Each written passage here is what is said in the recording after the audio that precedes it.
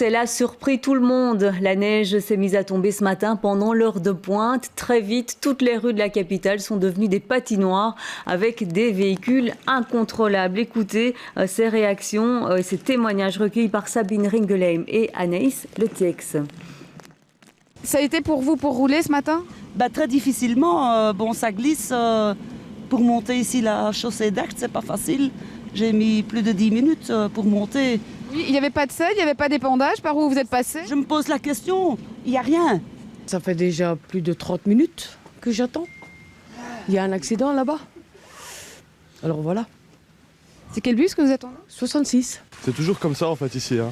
Il neige et ils prévoient rien et ils font pas en conséquence. Je suis venu à pied à Armenay-Roger jusqu'à ici. Tous les bus, les trams, ils sont bloqués. Ils n'ont pas mis de selle. Il y en a 8 bus, 9 bus bloqués en bas. C'est pas suivre ça va pas. Maintenant oui, parce que maintenant il neige plus, c'est la glace qui tombe.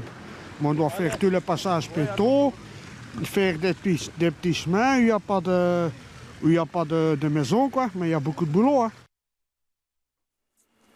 Marie-Noël Dinan, on fait le point avec vous en direct. Les tunnels ont été fermés, plusieurs lignes de bus et de trams ont été déviées.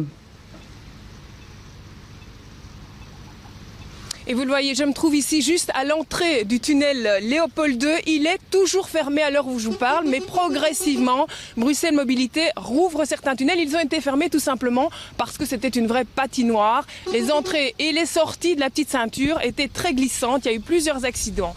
On rouvre au fur et à mesure les tunnels et je peux vous dire que la situation, elle peut se voir directement sur Twitter. Les tunnels rouverts servent Vleurgat, Van Praat, Delta, Woluwe, Port de Namur et Reyes Centre. Les tunnels Trône-Louise et Port de Halle rouvrent à la circulation en direction du Midi. Quant au tunnel, Reyers-Mézère en direction de Mézère, Tervuren, direction Tervuren et Bailly sont également rouverts à la circulation. Mais vous le voyez, ce n'est pas une situation tout à fait complète. Il faut encore être très prudent, comme ici, derrière moi, c'est toujours fermé.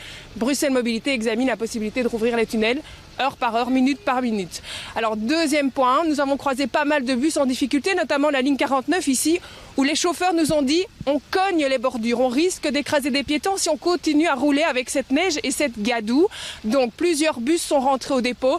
Au total, seules 13 lignes de bus sur 50 circulent. C'est vous dire l'ampleur des difficultés pour rouler ici à Bruxelles ce matin. Il faut évidemment examiner les tweets, il faut examiner le site de la STI pour avoir un état complet de la situation, heure par heure, minute par minute également. Enfin, une question que tous les automobilistes se posent, on a entendu dans le micro-trottoir il y a quelques minutes, c'est pourquoi y avait-il tant de neige alors qu'il était 8-9 heures du matin?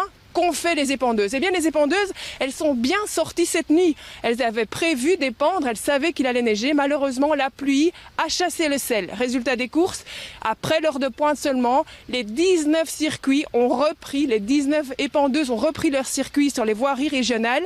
Vers 11 h, on croisait une épandeuse, elle confirme. On est sorti, on sort actuellement. Ça servait à rien de le faire tant qu'il pleuvait. La situation maintenant n'est pas franchement fluide. Autour de moi, les voitures patinent encore malgré que les épandeuses soient passées. Les circuits se terminent à l'heure où je parle. Un autre endroit où les épandeuses sont en cours et surtout le déblaiement, c'est l'aéroport. Bruxelles, effectivement, l'aéroport de Bruxelles, il y a également des vols qui ont été annulés.